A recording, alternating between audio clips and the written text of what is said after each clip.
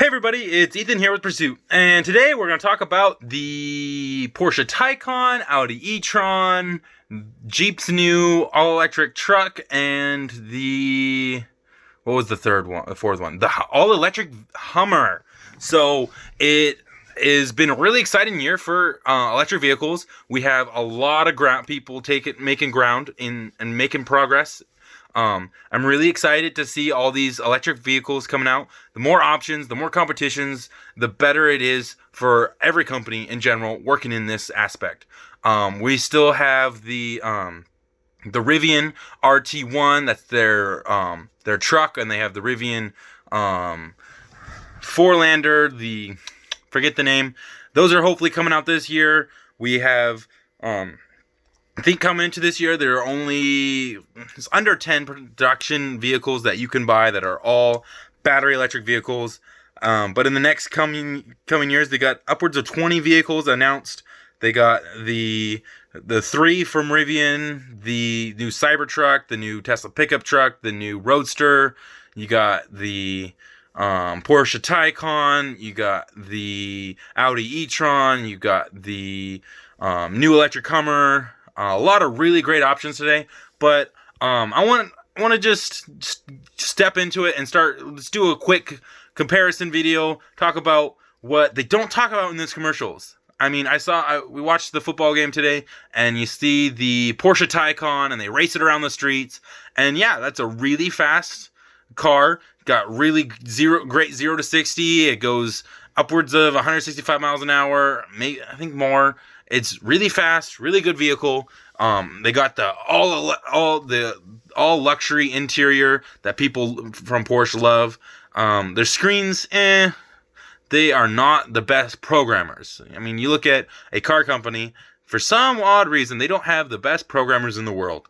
But they're getting there. They're really stepping up their game. They're trying to compete with Tesla. Oh, you also got the Ford, the all-electric pickup, and you got the Ford Mach-E coming out in the next few years.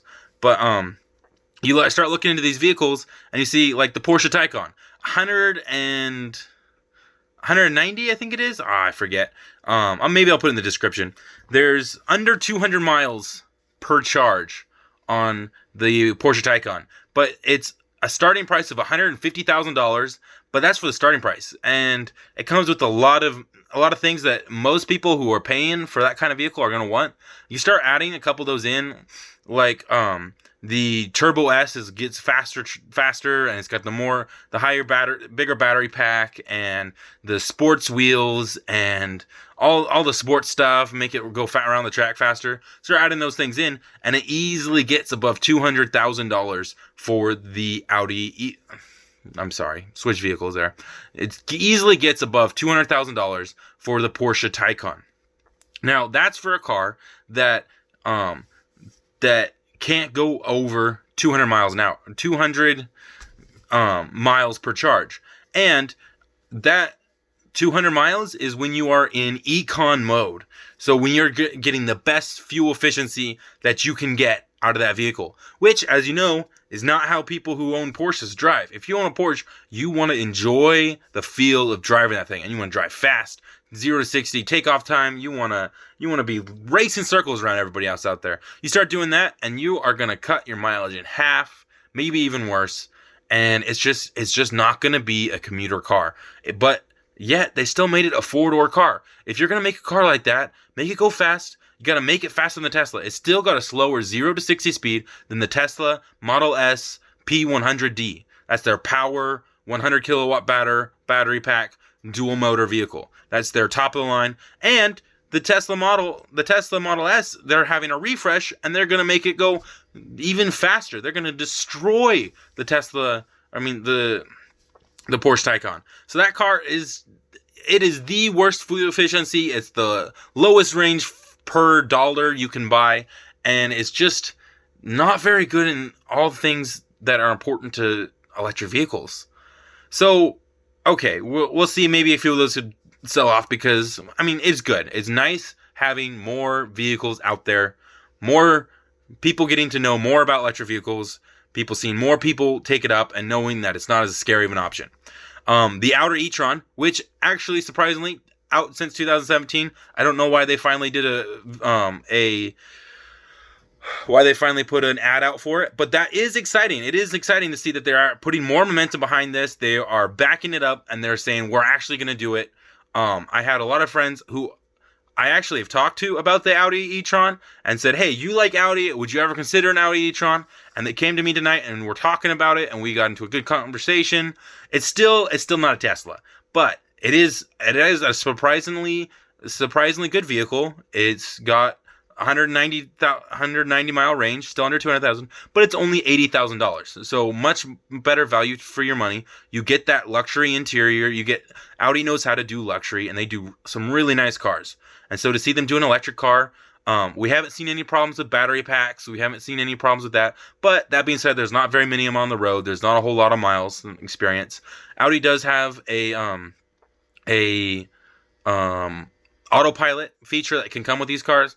Now, a lot of people say that it kicks on and off randomly, and it makes it hard to tell if it's not really reliable. So you don't see a lot of miles driven with it, but it is nice to know that that car is moving in that direction. They don't do over-the-air updates. So if they do want to update the programming, you have to take it into a dealership and leave it there for a day, a week, whatever it takes. I'm not really sure. So a few drawbacks. It doesn't have the same charging infrastructure, but as my brother pointed out to me today, there is charging infrastructure out there for cars other than Tesla. Tesla has about a little over half, maybe a little under, right close to half the charging infrastructure of the world today. So you get a car like Audi e-tron, you still have about half as many options as a Tesla, but that is a number of options. It is in the thousands. Every town that we've seen has at least a few charging options, and you can still set it up to charge at your house. The Audi e-tron does only work off of 110 or 220 up to I don't know. It's like 100 kilowatts. It's 80 kilowatts. It's not very much. It still takes 9 hours for a full charge when it's fast charging. But altogether, if you stay in town most of the time, you're not going to take it on long road trips. It is a very practical car, and it looks great. Amazing car. The Hummer all electric vehicle, that one I still can't wrap my head around. Hummer is a very clunky, inefficient car, and a lot of these cars, like the Tesla, is one of the most efficient car. I believe it actually is the most efficient car on the road, and that's how it gets such good mileage. So you take a car like a Hummer that's bulky, it's not very aerodynamic, it's not gonna do very well in mileage. So I don't know what they're gonna do with that. Are they gonna put a giant battery pack in there and just brute force its way through it? Or are we gonna just see them do what Ford did? Ford took the Mach-E and they called it a Mustang, but it's a family car. So I never heard of a Mustang that's a family car. So they just stuck the Mustang name onto their new electric vehicle to show that they are really going after this, and they are taking it seriously. So maybe that's what we see with the Hummer. I actually forget who owns the Hummer brand, but maybe that's what they're doing. They want to go all electric. But they want to take it seriously. They want to get some weight behind it, so they're going to stick the name on there. I actually missed the commercial. Sorry, but that one, yeah. The Mach-E, actually, the Mustang Mach-E, that is a direct competitor with the Tesla's Model Y coming out in March. The Mach-E is supposed to come out early 2021, so it's not very far off. It is supposed to have 300-mile range, which will be the first non-Tesla vehicle to go over 300 miles per charge. So if that actually happens, that will be amazing. Now, the Porsche Taycan was supposed to have 300 miles of range, and they only got under 200. Maybe it was 206. It was not very much. So we'll see what actually happens there if the Ford can actually hit their mark on that. But it is a good car. They did go with the screen in the center, getting rid of most of the buttons. A lot of people were not happy with the dial. They actually took a screen and they cut a hole in it and stuck a physical dial in the center. Not quite sure what the thinking was behind that. Maybe the dial department wanted to get their hands in there somewhere, and they figured if they stuck it right in the middle of the screen, they couldn't get programmed out of the way. Not really sure. It seems like an interesting design choice. But yeah, we have a lot of really cool vehicles coming out in the near future. It's really, really exciting to see the world starting to back electric vehicles, and I really hope that in the next few years we can start to see some actual competitors come out where you could actually compare these cars and say, I wonder which one I'd like. But when you talk about price, full self-driving, over-the-air updates, charging infrastructure, overall reliability, battery pack maintenance, like the Teslas have the best battery control systems to make sure that they don't degrade and they don't break on you. Best warranty, and just their customer service. It's been hit or miss with that, but they're getting there. So I'm really excited to see who comes out in second place. We all know Tesla's going to be first place, and yep. Thanks for watching. I hope you liked this video. Like and subscribe if you did, and y'all have a great day.